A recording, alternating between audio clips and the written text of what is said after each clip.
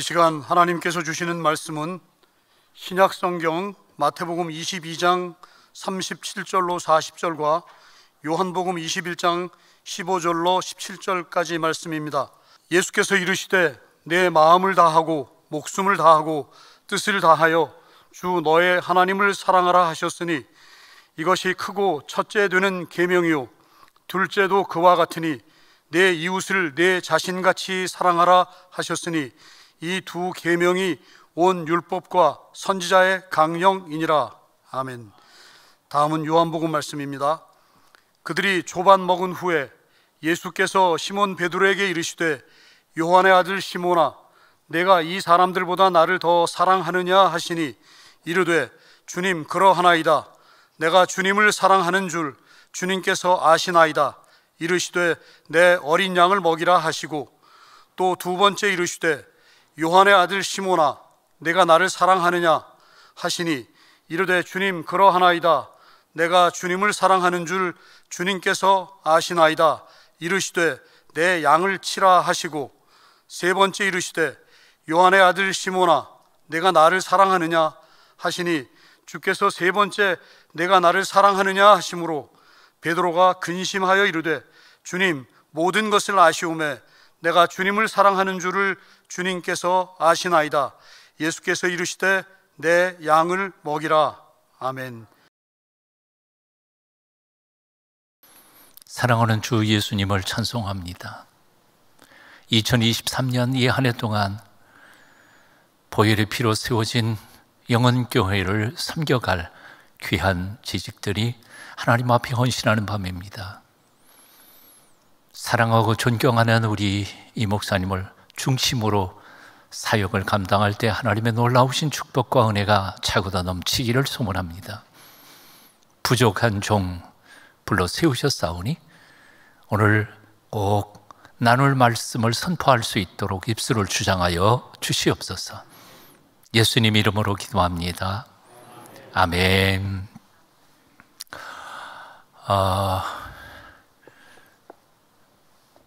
길게 하지 말라고.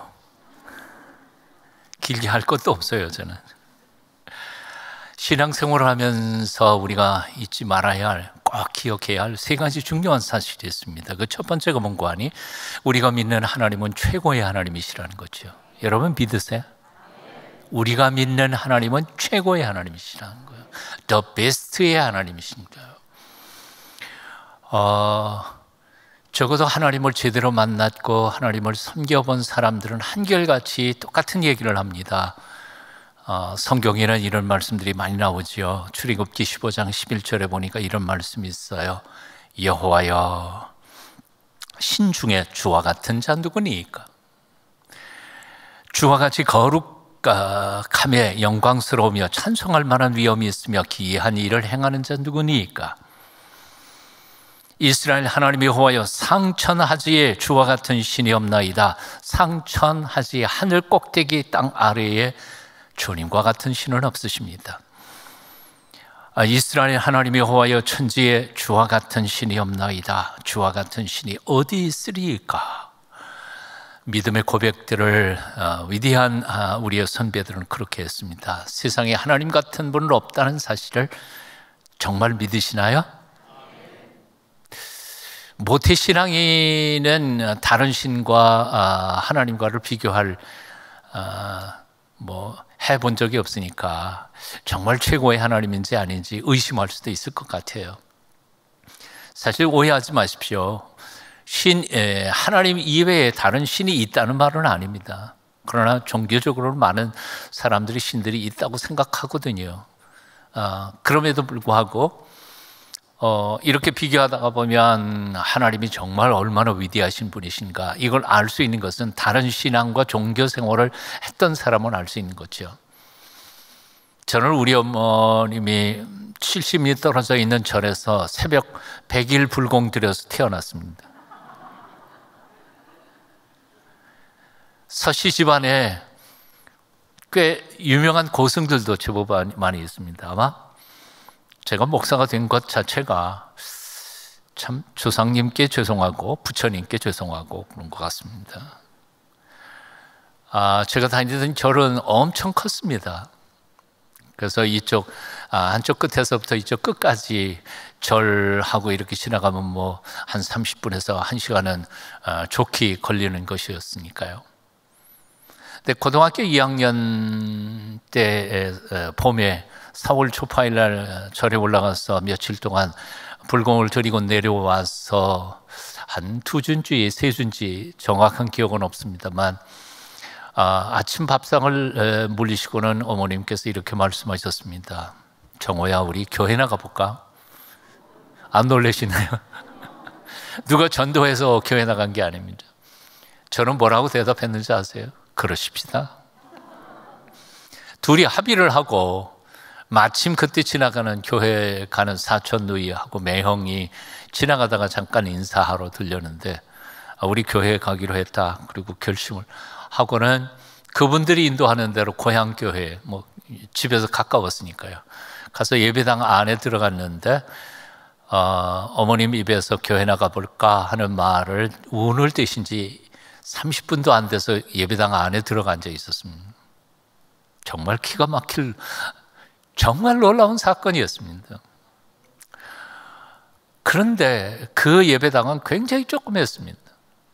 뭐 스트레이트 지붕에 여러분처럼 의자 없었습니다. 맨 마룻바닥에 한 어른 한 100명 방석 깔고 앉으면 꽉 찰 만큼 조그만 예배당이었습니다. 그런데 이상한 것은 주일 예배 평양 출신의 목사님, 연세 많으신 목사님이 평양 사투리를, 우리 아버님도 평양 분이신데 그분은 평양 사투리를 얼마나 많이 쓰시는지 말소리를 못 알아듣겠습니다. 무슨 뜻인지를. 설교를 2시간인가 하시는데 방석 깔고 무릎 꿇고 예배당에서 첫 예배를 드리는데 그렇게 예배를 드렸으니까 지루할 만도 했을 거라고 생각이 듭니다. 그런데 이상한 것은 그 예배당 안에 가서 방석에 앉자마자 내가 본래부터 여기 와 앉아 있었어야 될 것 같은 느낌이 들더라고요. 평안이 몰려오면서 기쁨이 넘치더라고요. 그러니까 하나님께서 제게 베풀어 주신 놀라운 역사였던 것 같아요. 다른 사람들은 몰라도 저는 정말 하나님이 얼마나 귀하신 분이신지에 대하여는 경험하고 비교할 수 있었던 사람이라고 생각합니다. 물론 사람마다 경험이라는 건 다를 수 있겠지만은 하여튼 제가 만난 하나님은 정말 최고의 하나님이셨습니다. 저만 그렇게 느끼는 건 아닌 것 같아요. 어떤 분은 이렇게 찬양을 했지요. 주 예수보다 귀한 분은 없네. 귀한 것은 없네. 찬송가 그렇게 돼 있는데 제가 국어 선생 출신 아닙니까? 귀한 것 그러면 안 됩니다. 그 당장 찬송가에서 그 쫙 지우고 귀한 분이라고 쓰세요. 사람의 생명이 물질하고 비교할 수는 없는 거예요. 주 예수보다 귀한 분은 없어요. 이 세상 부귀와 바꿀 수 없는 유혹과 핍박이 몰려와도 주 사랑하는 마음 변치 못해 세상 즐거움 다 버리고 세상 자랑 다 버렸는데 주 예수보다 더 귀한 분은 없네. 아멘. 부산에서 목회할 때에 교육부, 서울의 교육부에서 내려와서 공청회라는 것을 했습니다. 저희 집사람이 교회 유치원 원장을 맡고 있었는데 뭘 잘했는지 하여튼 발표를 시켰어요. 그래서 공청회 그 발표자로 나가는데 저는 그래서 운전기사로 거기를 갔죠. 거기에 얼마나 사람들이 많이 몰려왔든지 주차장에 차를 댈 곳이 없었습니다. 그래서 차를 이중주차하면서 거기 주차 관리인한테 부탁을 했습니다. 제가 자리가 없어서 여기 이중주차하니까 제 전화번호를 적어주면서 꼭 연락을 해 주십시오. 그래서 들어가 앉았습니다. 근데 그 중요한 프로그램이 진행되고 있는데 갑자기 그걸 딱 스톱시키더니 사회자가 제 차량 전화번호를 딱 부르면서 차 좀 빨리 나가라고.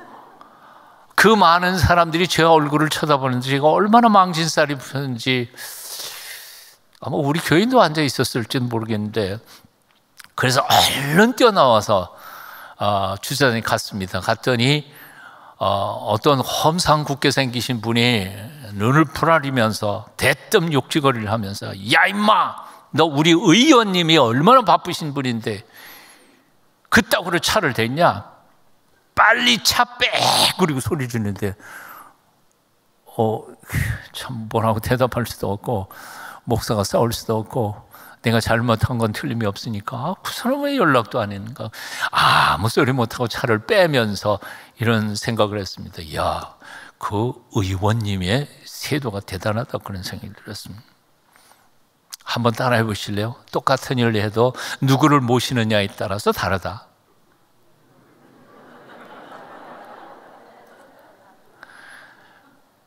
국회의원 차 운전하는 사람, 운전기사는요, 자차 운전자한테 막 욕지거리 해도 괜찮은 것 같아. 똑같이 청소를 해도요, 자기 집 청소하는 사람하고 청와대, 지금은 청와대가 아니겠네요. 예. 거기 하여튼 대통령 계시는데 거기 청소하는 사람하고는 차원이 달라요. 거기 청소하는 사람은 신원조회 다 하고요, 들어갈 때 다 이거 조사하고요, 그러고 들어간다고요. 사실 몇 년 전에 저희 교회 교인 중에 청와대 근무자가 있었습니다. 전산팀인가 뭐 있었는데 그 대단하게 빼기더라고요. 가끔씩은 뭐 청와대에서 나오는 기념품도 갖다가 나한테 주고 그러는데 언감생심체가 그걸 어디서 얻겠습니까? 대통령을 섬기는 일이 그만큼 중요하기 때문에 똑같은 청소를 해도 달라요. 자, 오늘 우리는 누구를 섬기고 있는가, 모시고 있는가를 곰곰이 생각해야 된다고 합니다. 우리가 누구를 섬기고 있습니까? 누구에게 예배하고 있습니까? 하나님, 그냥 하나님이 아니에요. 만군의 하나님, 이사야서에 보니까요, 만군의 하나님. 아까도 얘기했지만 상천하지 하늘 꼭대기 땅 아래에 둘도 없는 위대하신 하나님을 우리는 섬기고 있습니다. 최고의 하나님, 영광스러운 하나님 앞에 예배를 드린다는 것은 그건 의무가 아닙니다. 이건 특권이에요. 엄청난 영광이에요. 우리가 그 하나님을 섬길 수 있다는 것은 보통 특권이 아니고 보통 기쁨과 행복이 아니에요. 사실 여러분 한번 생각해 보십시오. 재벌 그룹의 회장님을 모실 만한 비서실장 같은 사람을 뭐 아무나 그냥 불러다가 일 시키는지 아세요? 예, 다 보지요. 그 사람이 어떤 사람인지, 공부를 어떻게 했는지 스크린 다 하고, 경력이 어떤 사람인지, 얼마나 똑똑한지, 성격은 어떤지 조사를 쫙 몇 달 동안 해놓고 완벽할 때 그 사람을 들어서 쓰는 거죠. 아니, 조그만 구멍가게에서 사람 하나 써도 테스트 한번 해보지 않겠어요? 그런데 우리 하나님은 우리 같은 사람, 내가 나를 봐도 진짜 하나님의 일꾼이 될 만큼 자격이 있을까 헷갈릴 때가 참 많잖아요. 그런데 부족하다 않으시고 우리를 써주시는 거죠. 자격이 없는 데에도 불구하고 자격이 있는 것처럼 인정하셔서 우리를 하나님의 거룩한 사역자로 불러서 주님의 피 묻은 거룩한 보혈로 세워진 교회를 섬기는 일꾼들로 세워주셨다는 거예요. 감사하지 않아요? 네? 얼마나 영광스러운 일이에요. 저는 작년 12월 둘째 주에 은퇴를 했습니다. 41년 목회했습니다. 은퇴하면서 곰곰이 생각해 봤어요. 교회 두 교회 섬겼습니다. 부산에서 한 교회, 서울에서 한 교회, 두 교회를 평생에 섬겼는데 곰곰이 생각해 보니까 이 강원도 촌놈, 정말 아는 것도 없고 성품도 뭐 별로 그렇게 곱다고 생각하지 않는데 하나님께서 그렇게 41년 동안 써주신 것만 해도 얼마나 고마워요. 너무 감격해요. 감사해요. 전통과 역사가 있는 영혼교회에 재직이 됐다는 것, 아무나 시키는 건 아니라고 생각합니다. 오늘 여러분들은 하나님께서 나 같은 것을 들어서 영광스러운 책임을 감당할 수 있게 해주심에 대하여 감사하셔야 합니다. 감격해야 합니다. 제가 신학생 시절 때에 그 장신대 총장님이었던 목사님이 그 연동교에서 하고 있는 오페라, 칸타타 비슷한 것이었는데 그 총장님이 찬양을 하셨어요. 한 평생 주님을 섬기고 신학교에서 교수님으로 존경받으시면서 하시던 학장님이 찬양을 불렀는데 그 찬양 알렐루야라고 하는 칸타타였습니다. 찬양의 제목이 너무너무 좋았어요. 그 가사가 이런 거였습니다. 주님 내 맘 오신 후에 날 주장하시네. 내 맘 주께 드린 후에 더욱 섬길수록 더 귀한 주님, 더욱 섬길수록 더 귀한 주님, 더욱 사랑할수록 주 날 사랑해.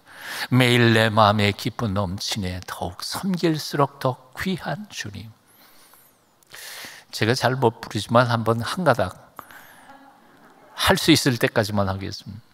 주님 내 마음 오신 후에 날 주장하시네.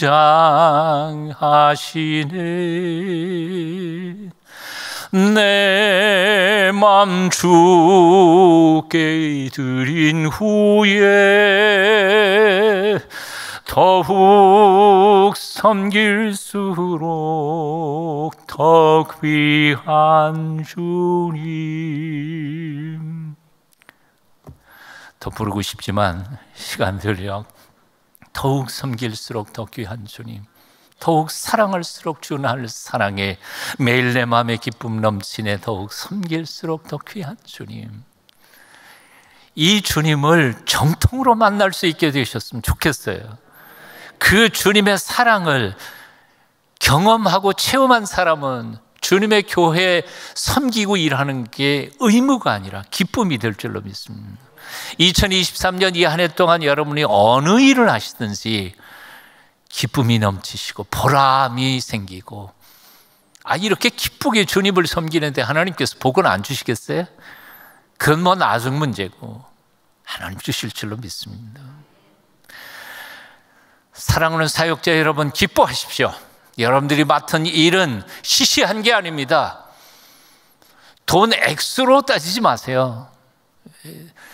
요즘에 젊은 사람들 액수 얼마 주는데 그것만 생각하는데, 돈보다 더 소중한 하나님의 사랑과 긍휼과 은혜가 차고더 넘칠 일이라면 그거 따지지 말고 봉사하고 섬길 때 하나님께서 만복을 더하여 주실 줄로 믿습니다. 자, 옆에 있는 사람 둘씩 짝지어서 얼굴 한번 쳐다보십시오.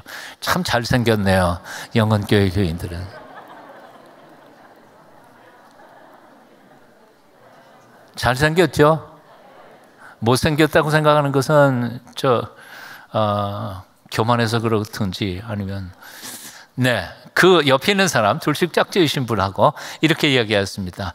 당신은 최고의 하나님께 선택받은 최고의 사람입니다.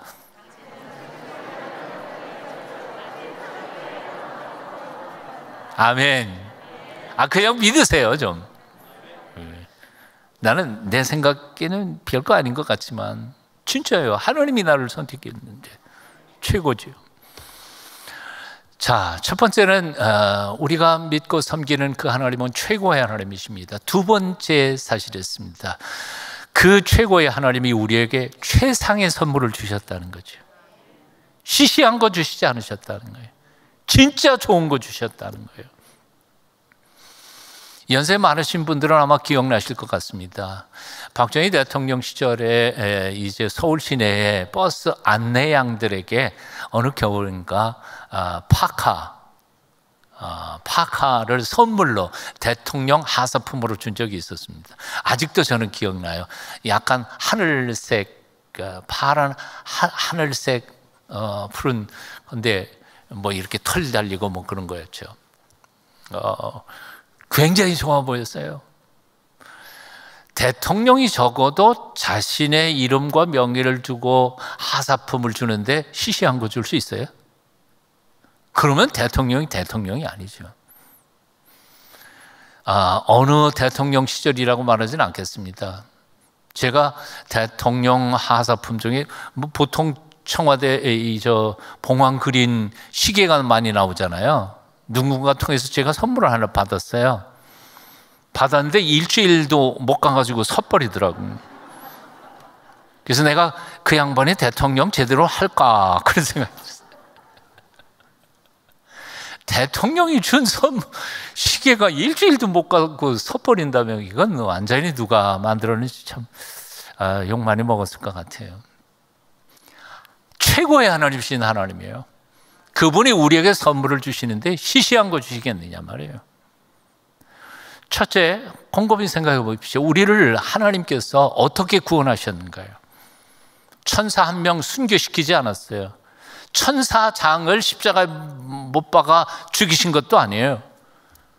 하나님은 당신에게 하나밖에 없는, 온 천지보다 더 소중한 하나밖에 없는 외아들 예수 그리스도를 십자가에 못 박아 죽이시면서 그 핏값으로 저와 여러분을 구원하신 거예요. 그냥 나는 한계 없다고, 구원은 물론 은혜로 받는 거예요. 우리가 뭘 해가지고 받는 게 아니니까요.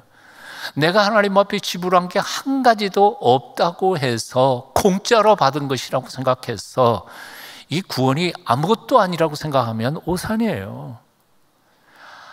우리에게 공짜로 이 구원을 주시기 위해서 하나님께서는 당신의 하나밖에 없는 외아들 예수 그리스도를 죽이셨단 말이에요. 엄청난 대가를 치르신 거예요. 하나님이 우리에게 주신 선물, 구원의 선물은 하나님의 가장 귀한 보물이신 예수 그리스도를 포기하고 우리를 구원해 주신 거죠.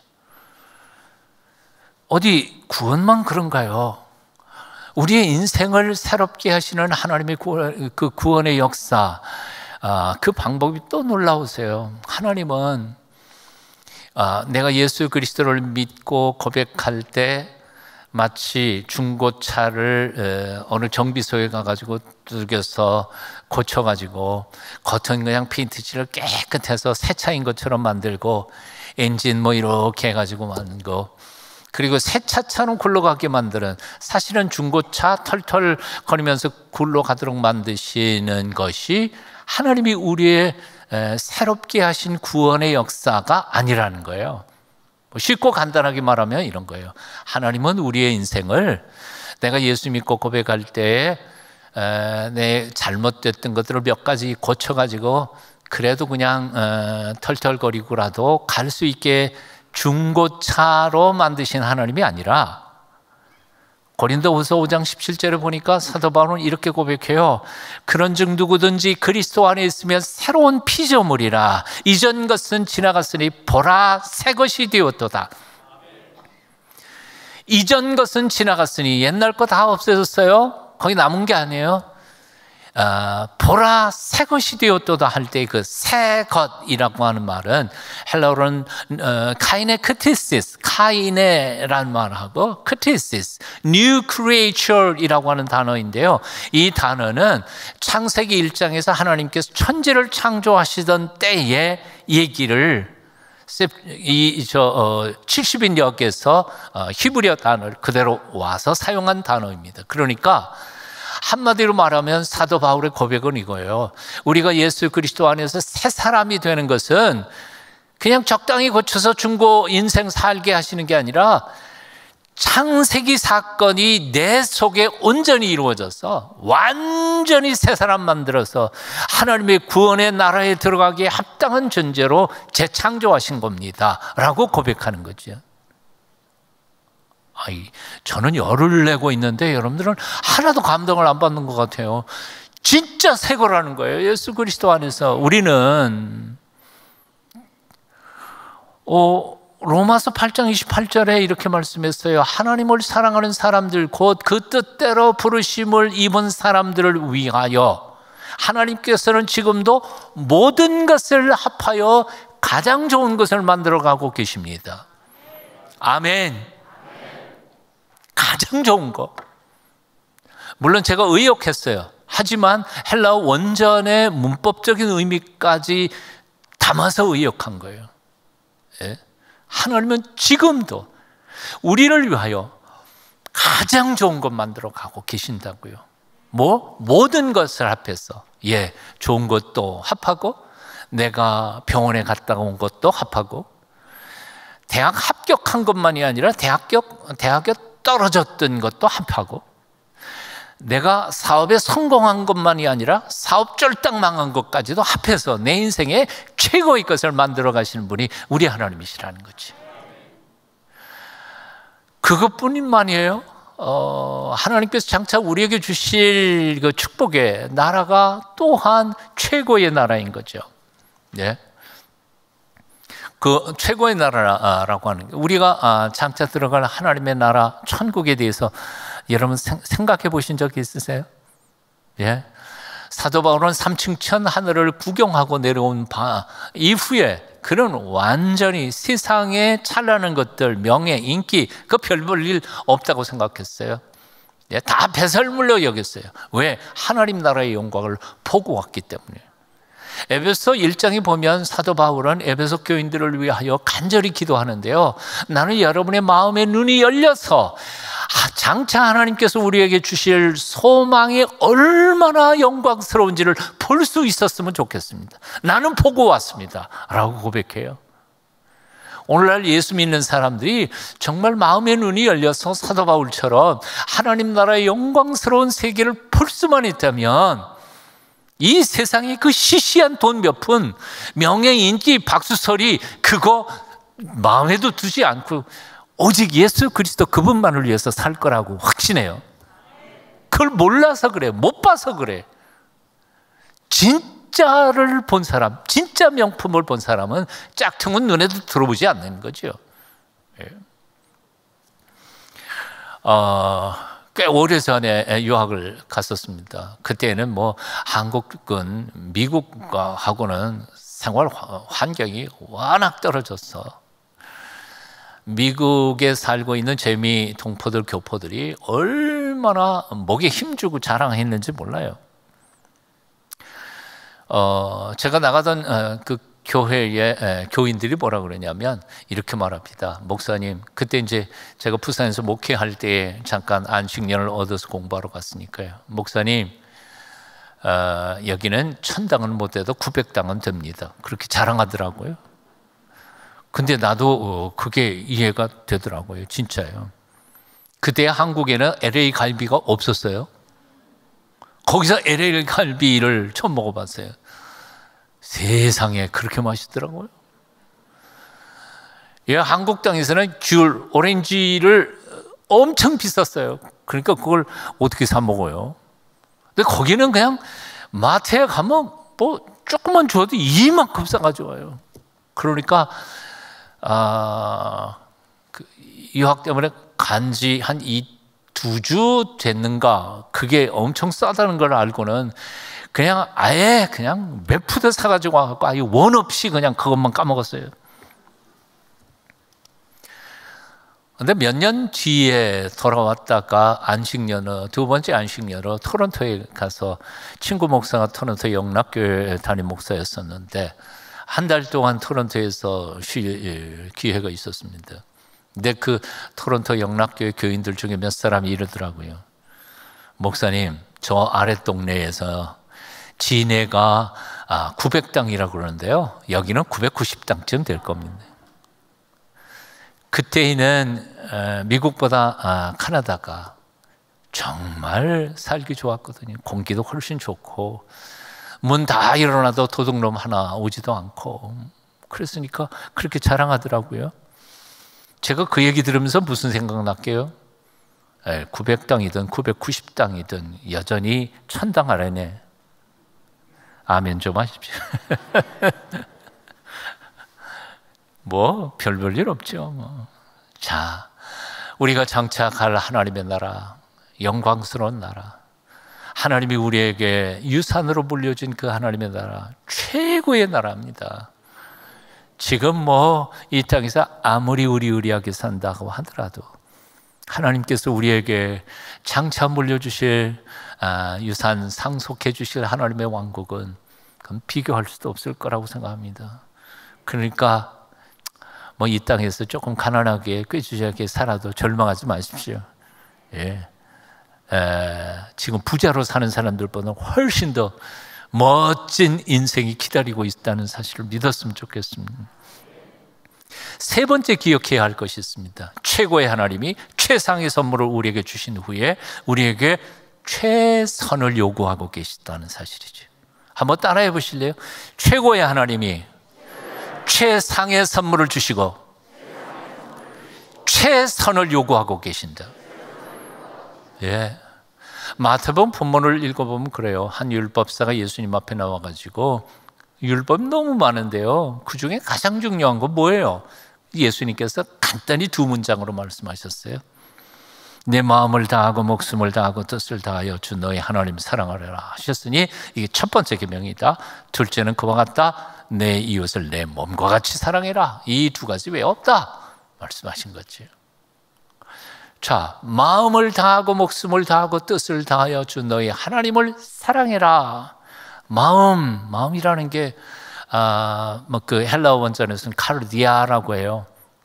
카르디아라는 말은 심장이란 뜻이에요. 요즘 영어에도 카디올로지라고 하는 게 심장학, 의학 공부하신 분들은 들었겠죠. 심장학, 이 심장이에요.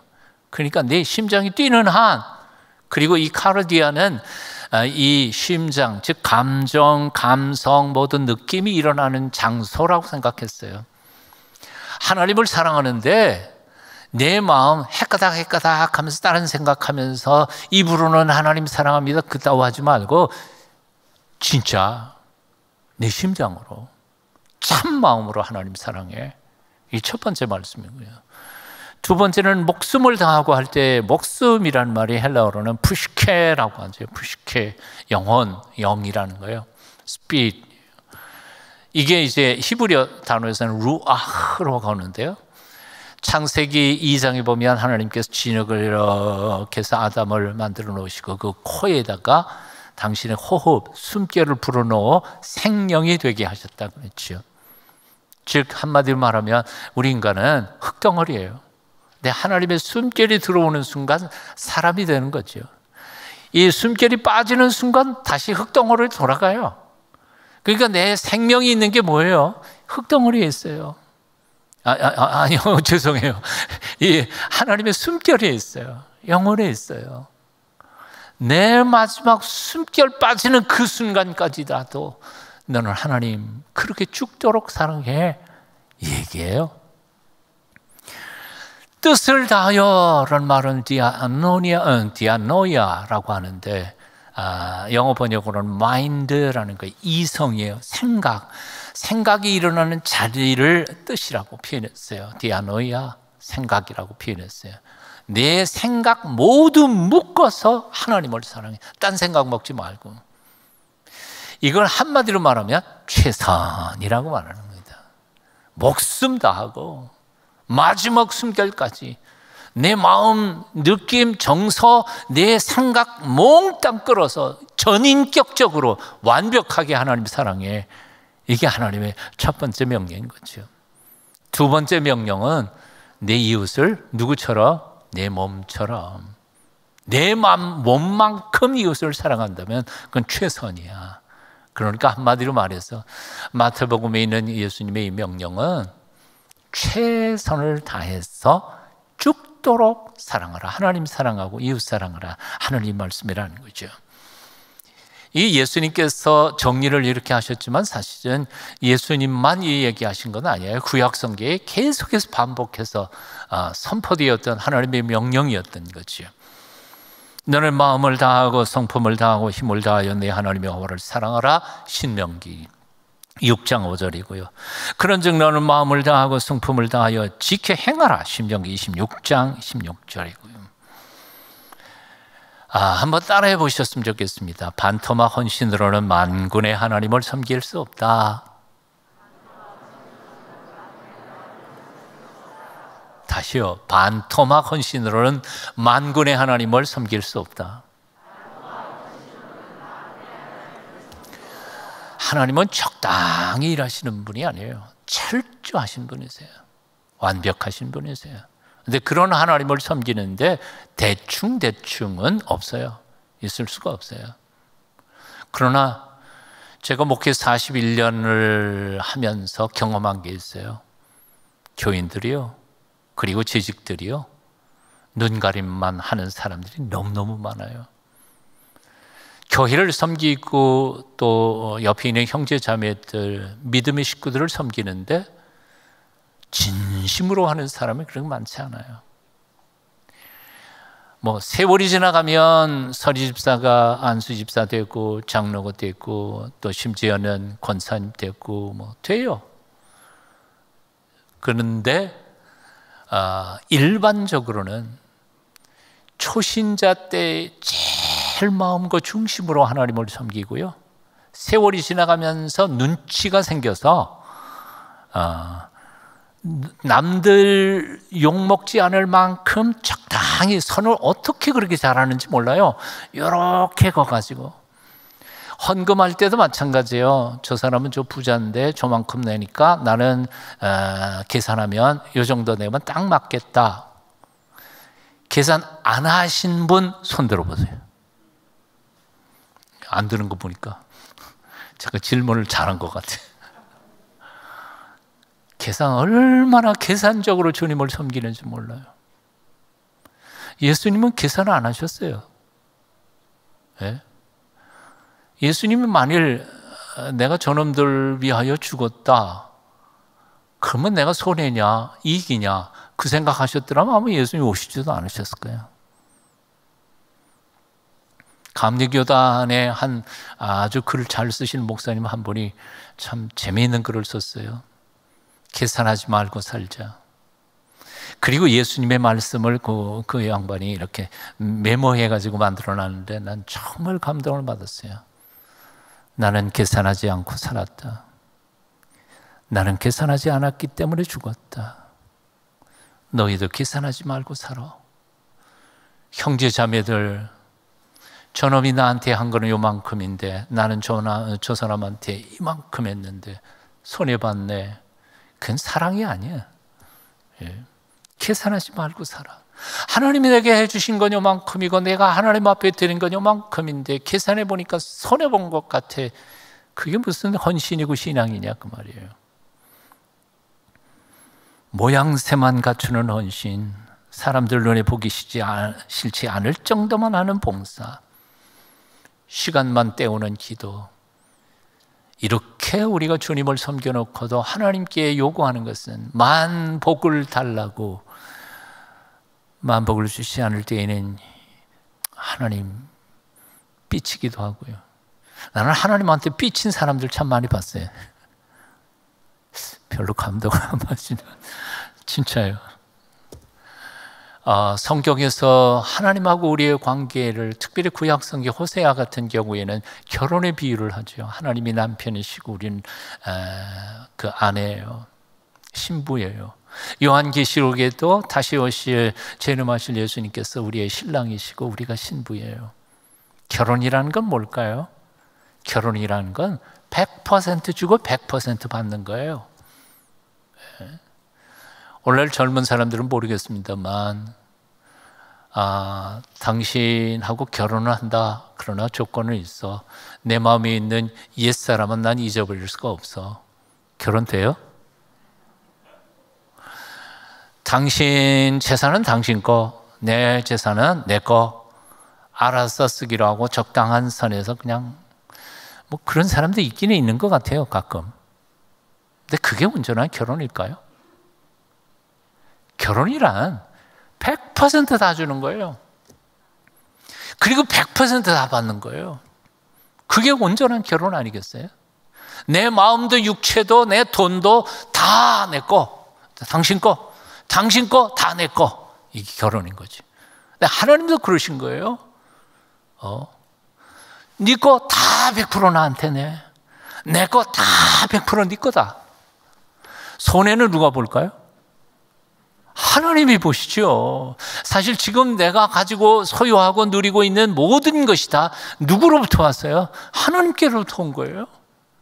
오늘 저녁이라도 내게 찾아와서 야, 너한테 준 시간 끝났어. 가자. 데려가시면 내가 지금 가지고 있는 모든 것들이 다 남의 것이 되어버리고 말아요. 그러니까 하나님이 주신 시간만큼만 내가 소유하고 누리는 것뿐이지요. 다 사실은 하나님 거예요. 내 목숨도 그렇고 내 주머니에 있는 돈도 그렇고 마찬가지예요. 착각하지 말아야 돼요.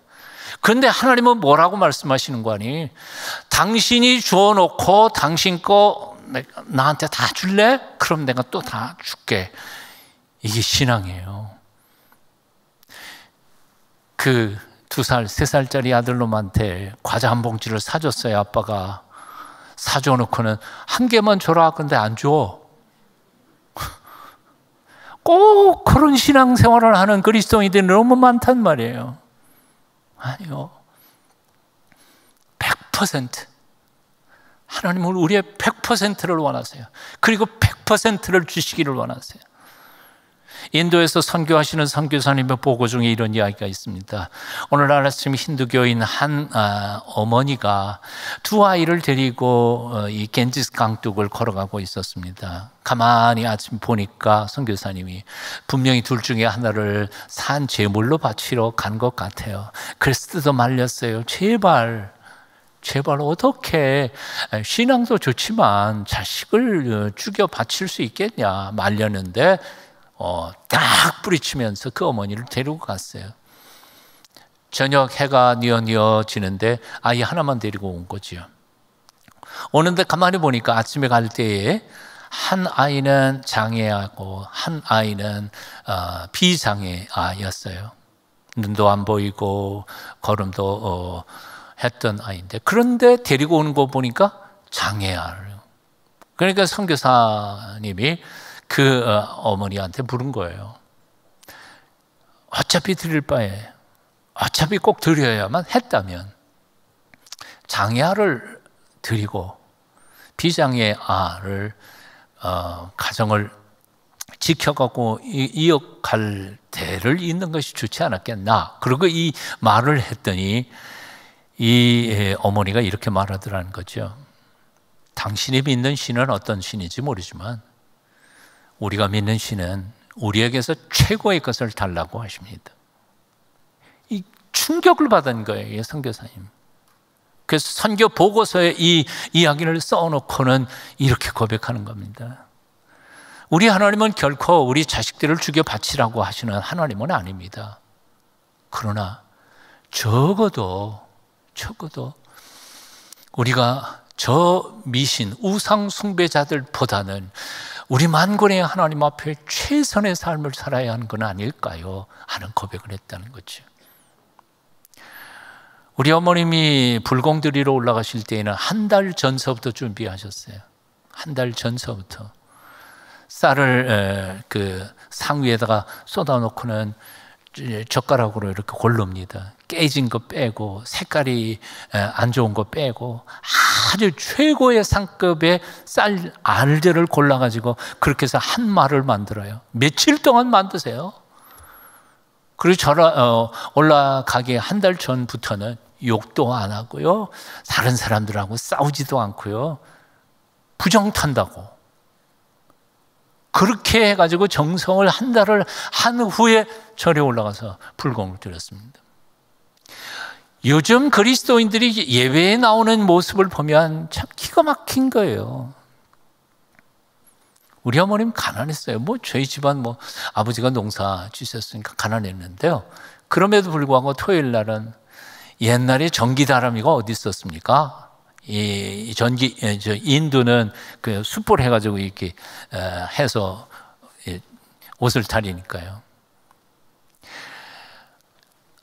비싼 옷은 없었지만 그냥 당신이 열심히 해갖고 만든 옷을 토요일 날마다 이렇게 데려요. 정성껏 다리고 하얀 고무신 빨아가지고 탁 놨다가 주일 아침에 그거 가지고 헌금 미리 그 가난한데 헌금이 새 돈, 헌돈이 어떻게 있겠어요? 그런데 어떻게 하든지 하여튼 새 돈을 구해가지고는 헌금 바치러 가곤 그러셨던 거지요. 우상 숭배자들의 그 정성으로 섬기는 것에 10분의 1만이라도 우리 크리스찬들이 하나님을 온전히 섬기고 예배할 수만 있다면 하나님께서 얼마나 큰 은혜를 주실까 그런 생각해 봐요. 지미 카터 전 미국 대통령의 Why Not the Best라고 하는 자서전이 있어요. 왜 최선을 다해 못했는가? 거기에 여러 가지 간증들이 있지만 그 중에 한 부분만 제가 읽어드리면 이렇습니다. 나는 교회의 전도 프로그램에 14년 동안 참가하여 1년에 10가정씩 140가정을 방문하여 전도한 것을 자랑스럽게 여기고 있었습니다. 그러나 1966년 주지사로 입후보하고 선거운동하는 3개월 동안 내가 악수를 나눈 사람이 약 30만 명이었습니다. 나는 나를 위해서는 3개월 동안 30만 명을 만났지만 하나님을 위해서는 14년 동안에 겨우 140가정에게 복음을 전한 것을 부끄럽게 생각합니다. 지미 카터 대통령의 이 간증, 이 고백, 곰곰이 생각해 보면 우리는 어떤가요? 과연 나의 최선을 다해 하나님을 섬겼다고 생각하실까요? 영원교회 교인들, 재직들은 정말 최선을 다해서 섬기면서 이때까지 오셨는가요? 부끄럽게 해드리려고 하는 게 아니라 좀 더 분발을 해야 하지 않겠나 하는 얘기입니다. 말씀을 줄이면서 이제 이 얘기를 꼭 하고 싶습니다. 예수님께서 마태복음에서 우리에게 최고의 하나님이신 그분이 최상의 선물을 주시면서 너도 최선을 다하라고 명령하시면서 뭘 하라고 말씀하셨느냐? 뭐요? 사랑하라고. 하나님 사랑하고 이웃 사랑하라고. 그래서 예수님께서는 이제 승천하시기 얼마 전에 갈릴리 바다에서 마지막 제자들과 식사를 하시고 베드로를 싹 불러가지고 베드로에게 마지막 사명을 위탁하면서 이렇게 묻죠. 요한의 아들 시몬아, 내가 나를 사랑하느냐? 내가 나를 사랑하느냐? 최선을 다한다는 건 뭘까요? 사랑만 한다면 최선은 저절로 되는 거예요. 사실 곰곰이 생각해 보니까 그래요. 자식 하나 제대로 키우려면요, 돈도 많아야 돼요. 부모가 아는 것도 많아야 돼요. 우리 딸내미가 아들 하나 달랑 낳아놓고는 더 안 낳는데, 그래서 야, 그래도 둘은 낳아야지. 아빠가 키워줄래? 사실 몇 년 전에 그래서 나도 목회가 바쁜데 아빠가 키워줄 수는 없으니까 뭐 더 말 못했지만은 가만히 곁에서 보니까요, 그 손자 녀석 하나 키우는 게 쉬운 일이 아니더라고요. 요즘에는요, 이거 돈도 많이 들어가고요. 말은 못했어요. 그런데 곰곰이 생각해 보면요, 정말 돈이 많이 필요할까? 정말 아는 게 많아야 될까? 사랑만 있다면 자식은 어떻게든지 키워낼 수 있다는 거예요. 모르면 배우면 되고요. 네. 사랑만 있다면 교회 섬기는 것도 얼마든지 할 수 있어요. 예수님께서 베드로에게 너 나 사랑하니? 그럼 내 양 먹여. 이렇게 부탁하신 말씀이 핵심을 찌른 거죠. 저는 이렇게 여러분들에게 물어보고 싶어요. 여러분 예수님 사랑하세요? 진짜요? 그렇다면 돈이 없어서 봉사 못하거나 시간이 없어서 못하는 건 없을 거예요. 사랑만 한다면 얼마든지 시간도 낼 거고 돈 없으면 하나님께서 돈도 주실 것이라고 믿습니다. 문제는 여기 사랑이 있느냐 없느냐 하는 거예요. 다시 묻습니다. 여러분은 영원교회를 사랑하십니까? 정말이요? 사랑을 확인해 보십시오. 그 사랑만 있다면 무슨 일이라도 다 할 수 있을 거라고 믿습니다. 오늘 이 저녁 사실 헌신 예배를 드리고 있는데 그걸 확인하시면 돼요. 내가 진짜 주님 사랑할까? 아니면 전능하신 주님께 덕 좀 보려고 교회에서 재직하고 있는 것 아닐까? 정말 주님을 사랑하는지 사랑하지 않는지를 점검해보고 베드로처럼 주여, 제가 주님을 사랑하는 줄은 주님께서 아십니다. 거기에 우리 한글에는 그냥 사랑, 사랑, 사랑 똑같이 나오지만 두 번은 베드로는 예수님께서 그 베드로에게 네가 나를 아가페하느냐 아가파오 하고 묻어요. 근데 베드로는 아가페요? 아이고, 그거는 하나님이 우리를 사랑하시는 정도만 사랑이죠. 저는 사랑 못해요. 필레오해요. 우정적 사랑으로 대답합니다. 두 번째 예수님께서 다시 물어요. 너 나 아가페 아니냐? 아니요, 필레오 합니다. 그러자 예수님께서 세 번째는 그래, 내가 알지. 너 나 필레오는 하냐? 그들이 예, 필레오 합니다. 주님이 우리의 마음을 알아요.